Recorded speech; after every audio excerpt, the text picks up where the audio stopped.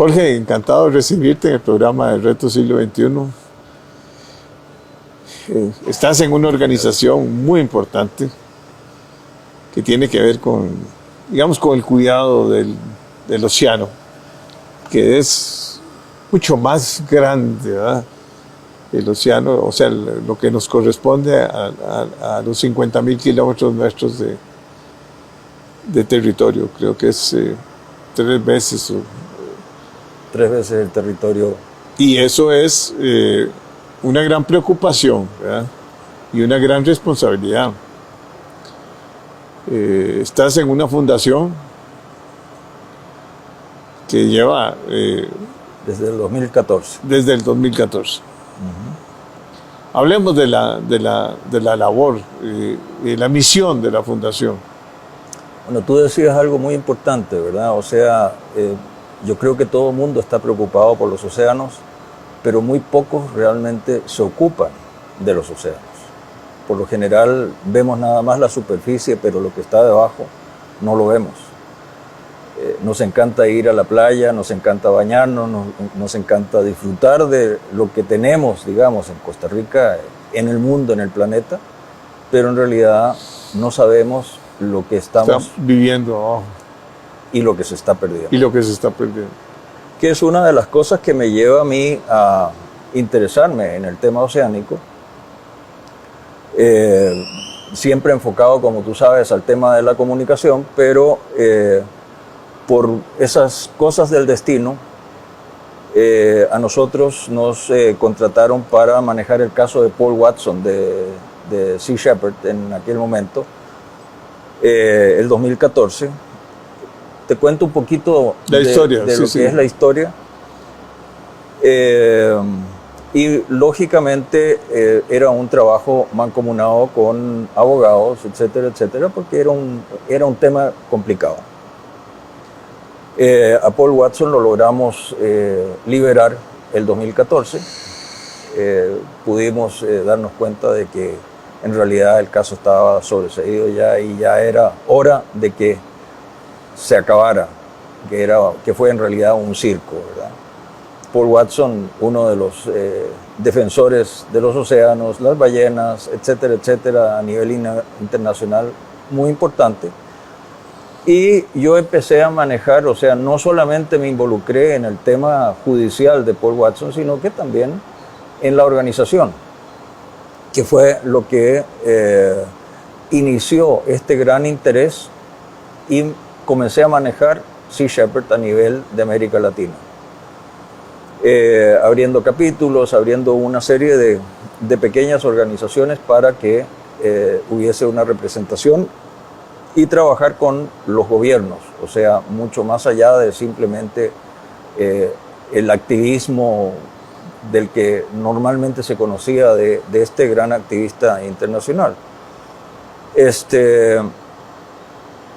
Una vez que me sumerjo en eso y empiezo a estar en el océano, estar en diferentes partes, conocer lo que es el océano de Costa Rica, que es una maravilla, y no solamente con lo que es la parte de Costa Rica, sino que con lo que lo conecta con el mundo, ¿verdad? Un océano infinito que definitivamente es digno de estudiar de forma permanente, porque tenemos a toda esa vida marina migratoria que está pasando por Costa Rica a través de ese corredor que tenemos un corredor biológico marino de Galápagos hasta la isla del Coco.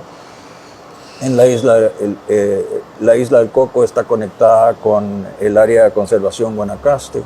Entre medio tenemos un fenómeno natural maravilloso que es único en el mundo, que se llama el domo térmico de Costa Rica, y que en realidad los que menos lo conocen son los costarricenses, porque no se estudia en la escuela, en las universidades, más que los biólogos o biólogos marinos que sí saben, y está muy bien documentado, por ejemplo, por el CIMAR, pero es lo que genera, o lo que yo diría que genera el punto neurálgico del Pacífico. Aquí en el Pacífico Oriental de Costa Rica. Es tan importante que le da el 5% de la biodiversidad marina al planeta. O sea, estamos hablando de algo que realmente atrae a toda esa vida marina que nosotros como fundación queremos proteger. Es lo que atrae a las grandes flotas pesqueras, etcétera, etcétera, y que sacan provecho sin que realmente eso le dé un provecho real al país.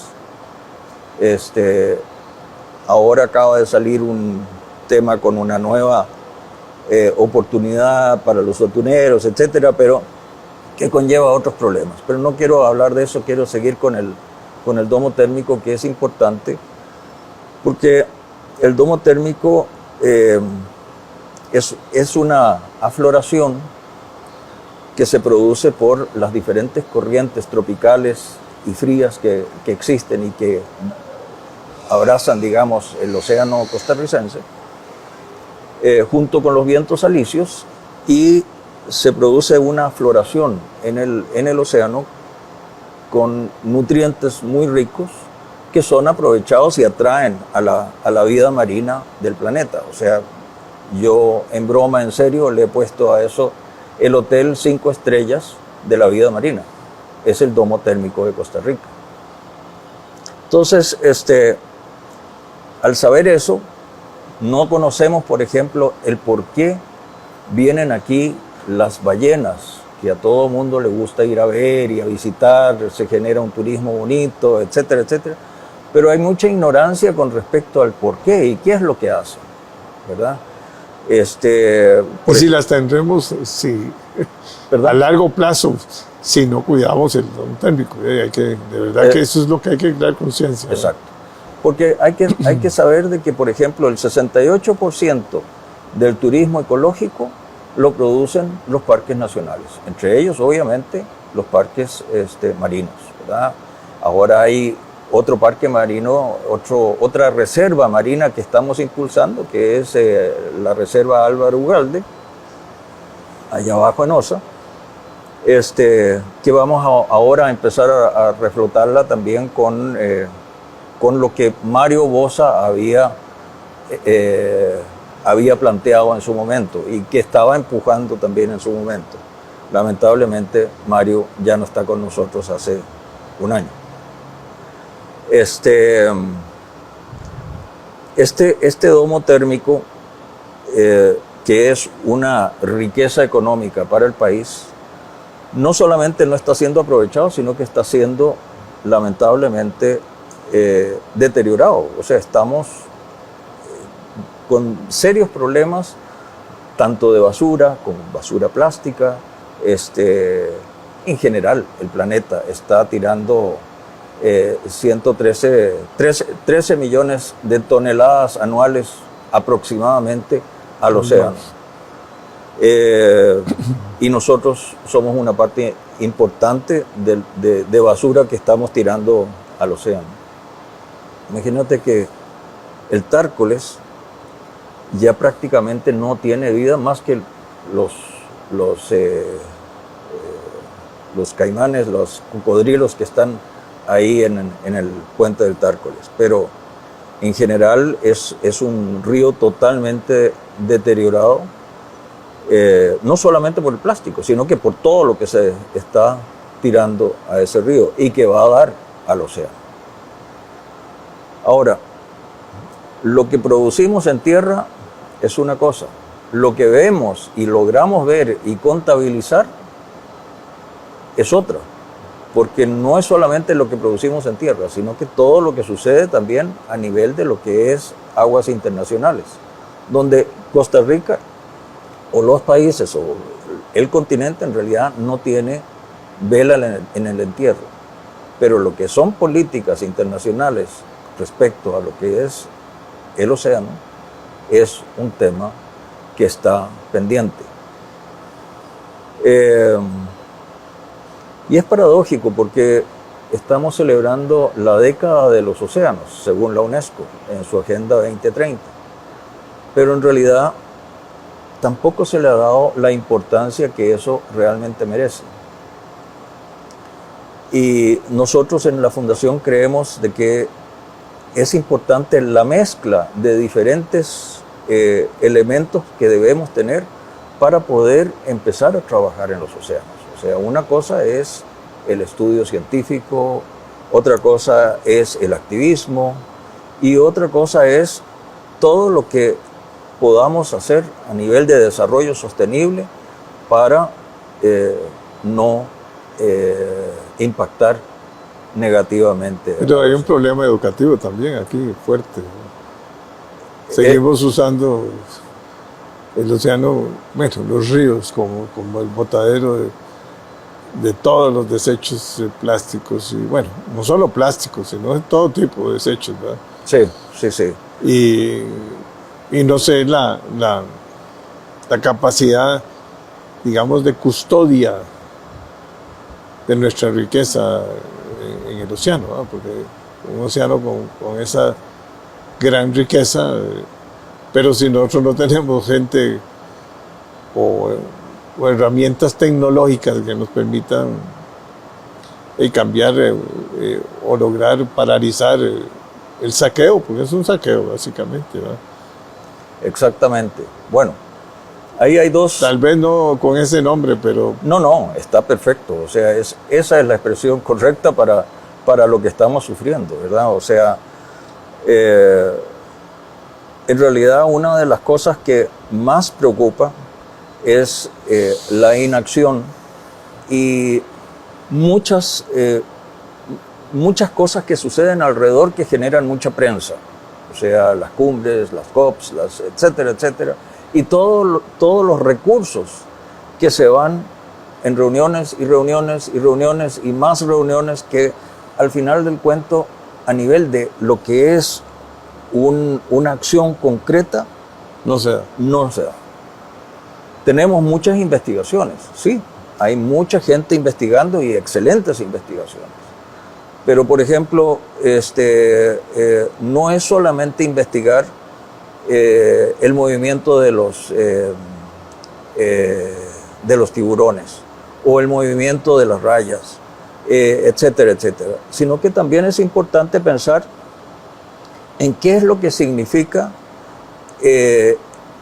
el caminar o el nadar o el transitar de un lado a otro de todo lo que es la vida migratoria en el océano, por ejemplo las ballenas, cuando tenemos una serie de factores que están alterando la vida migratoria en sus lugares de origen. Origen, digamos, la Antártida, cerca de la Antártida, Chile, las costas, la industria costera que no está reglamentada, por ejemplo.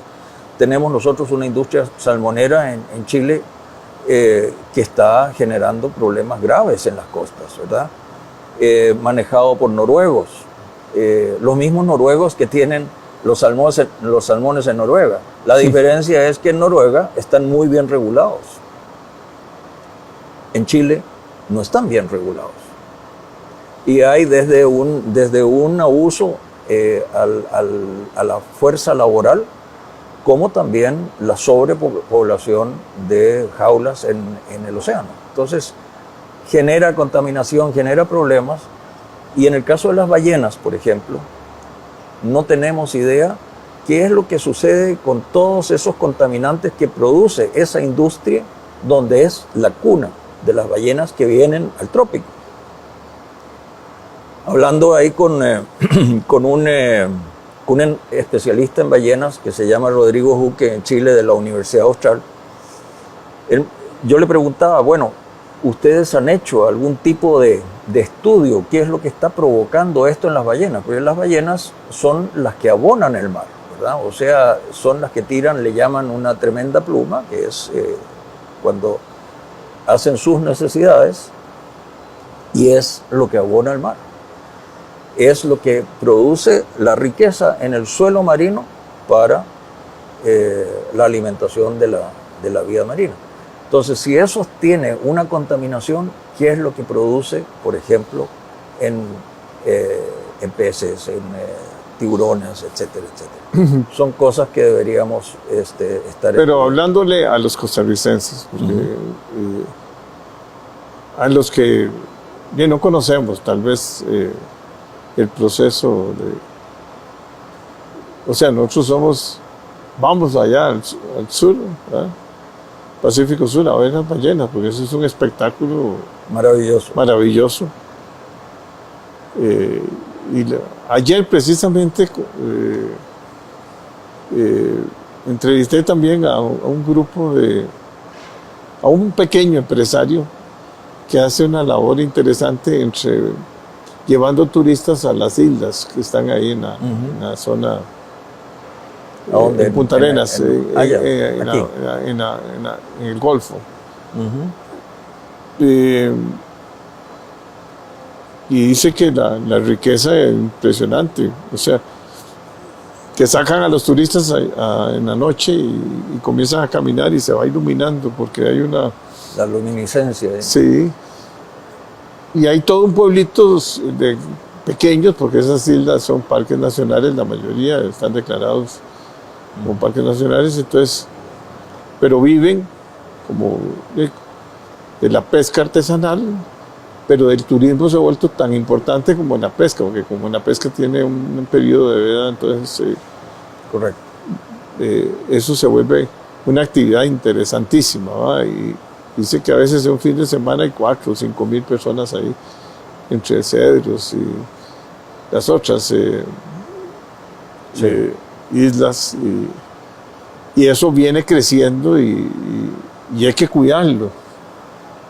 O sea, porque viven muchos costarricenses de eso, pero también nosotros en la parte del manejo de aguas negras y el manejo de desechos sólidos, plásticos y otro tipo de desechos que hay, todavía hay una educación fatal, ¿verdad? Sí. O sea, no hay una cultura, pongámosle así, para debiera haber en otros países del mundo, hay unas multas terribles, ¿verdad? Al que bota desechos plásticos, por ejemplo, que no son biodegradables, entonces durarán no sé cuántos años. Claro. Y esto a mí me parece mucho que es muy importante la parte educativa. Sí. Mira, la educación definitivamente es importante. O sea, de hecho, en el gobierno de don Oscar, cuando estaba Leo Garnier como ministro de Educación, yo me acerqué a Leo, estuvimos conversando, porque una de las cosas importantes que pensábamos era dejar de darle la espalda al mar. Y fue justamente en esa época donde yo empecé a conocer el domo térmico. Teníamos una fundación chiquitita que se llamaba Hope. La cuestión es que esa fundación era muy, muy pequeña, pero enfocada al domo térmico. Fue donde yo me enamoré de ese lugar. Hicimos mucha educación ambiental, básicamente a niños pequeños, porque hay que empezar desde pequeñitos. Dimos charlas y yo seguí dando charlas con Sea Shepherd, después con For the Oceans, en la Universidad de Costa Rica, en la UNA, etcétera, acerca de lo que es el domo térmico, especializados en el domo térmico. Pero hay muchas cosas, como tú decías, que lamentablemente no son solamente de educación, sino que también es un asunto de la industria. ¿Por qué? Porque resulta de que a nosotros nos ponen todo lo que es empacado, o sea, toda la industria de alimentos, y las empacadoras, las embotelladoras, etcétera, son las que más plástico producen, pero no tienen la solución para poder pasarse a otro. La contaminación. Entonces, eso requiere una ingeniería, una inversión para poder parar eso. A nivel mundial. A nivel mundial. Porque esto no es de Costa Rica. No. O sea, Costa Rica... Todavía no se ha logrado. no sé, hay mucho por avanzar en eso. Demasiado. Y yo creo que hay que concientizar Sí. la importancia de la sostenibilidad de nuestros océanos. Sí. Sí, Bueno, y- comenzando con las plantas de tratamiento de aguas negras, que ni siquiera eso tenemos. luego viene el tema de responsabilidad social también, ¿verdad? O sea, hay muchas cosas que se quieren hacer y hay mucha gente que está interesada en ayudar, en cooperar. Pero también tenemos el famoso greenwashing, ¿verdad? Que se produce buscando la responsabilidad social, no para ayudar, sino que para poderse congraciar con la opinión pública porque estoy haciendo algo bien hecho, ¿verdad? O sea, estoy pintando una escuela, estoy haciendo pequeñas obras sociales, pero que en realidad no llegan a ayudar. Por ejemplo, dentro de lo que son las ODS, que es la ODS 14, que es para el agua, los océanos, es la que menos recibe, porque nadie realmente se ocupa de eso. Cuando nosotros vamos y decimos, bueno, necesitamos comprar una lancha, ¿quién nos ayuda para poder tener nuestro equipo de buceo trabajando aquí en las costas? Pero bueno, ese es un tema. El otro tema, el de la educación y los pescadores artesanales, es un tema muy interesante. ¿Por qué es interesante? Porque primero que nada tenemos 17,000 familias aquí en Costa Rica que viven de la pesca artesanal. Y del año 81 en que yo llegué a Costa Rica a la fecha, las cosas han cambiado mucho. Cuando uno salía en ese entonces a pescar con un pescador, cerquita todo. todo estaba cerca. Ahora tienen que andar varias Imagínate que horas a veces. los pescadores antes salían en la mañana y en la tarde traían para poderle poner en la olla en la casa primero y poder vender lo que habían sacado. Siempre está entre medio también el que hace, el que comercializa el recurso. El producto. ¿Verdad? Eso también hace que la gente en las zonas costeras se vayan empobreciendo, porque no reciben lo que deberían recibir por lo que es ese producto. Bueno, yo creo que ese es un problema muy complejo, Jorge, pero y tenemos que ver si hacemos cómo lo revertir, ¿verdad? O sea, Sí. Pues ya el daño que se hizo por muchos años ya Sí. es irreversible, ¿verdad? Lo más importante es justamente hacer, o sea, generar acciones concretas y llamar la atención a nivel planetario, ¿verdad? Que es justamente uno de los proyectos que estamos manejando nosotros hoy en día con Cancillería, para hacerle una declaratoria de paz a los océanos y hacer un pacto de no agresión, ¿verdad? Por ahora tenemos el respaldo de Francia, pero es un llamado realmente a las naciones del planeta desde Costa Rica para que esto se produzca. Es un trabajo que estamos comenzando. Lo empezamos en el 2018. De hecho, se lo había presentado a Carlos Manuel Rodríguez y Carlos se enredó en otras cosas, pero era un proyecto interesante, pero tiene que hacerse con acciones concretas en cada uno de los lugares. Costa Rica es un lugar privilegiado para poder hacer trabajo de laboratorio. O sea, nosotros acá podemos tener la oportunidad de poderle demostrar al mundo de qué forma se pueden realizar cosas, con voluntad política y acciones concretas. Bueno, Jorge, ha sido interesante la charla. Una charla muy didáctica. Muchas gracias. Pero hay que accionar, porque aquí nos vamos en estudios y más estudios. ¿Sí? Exacto. Que es lo que yo le dije al canciller francés, yo le dije, vea, no hay que yo investigar pienso más. de que no es tanto la investigación, lo que sí necesitamos son acciones y voluntad, ¿verdad? Si nosotros no tenemos eso, definitivamente... Bueno, pues este gobierno, no lo si logras tal vez la acción un poco más rápida, porque se comen muchas broncas y ojalá que sea una de las broncas. Bueno, Jorge. Ojalá lo logremos en este y otros gobiernos que vengan. Y que haya continuidad a largo plazo. Exacto. Sí, de todas maneras, estos proyectos no son a corto plazo. No, a corto plazo son los proyectos, por ejemplo, en las costas. Sí. ¿Por qué las costas? Y tal vez ese era un tema que nos quedó pendiente. No, porque en la costa hay mucha pobreza. Y la pobreza produce justamente el que está permeando el narcotráfico. Claro. ¿Verdad? O sea, toda la juventud se la está llevando. Bueno, Jorgito, encantado. Muchas gracias, Jorge. Es un placer volverte a ver. Igualmente.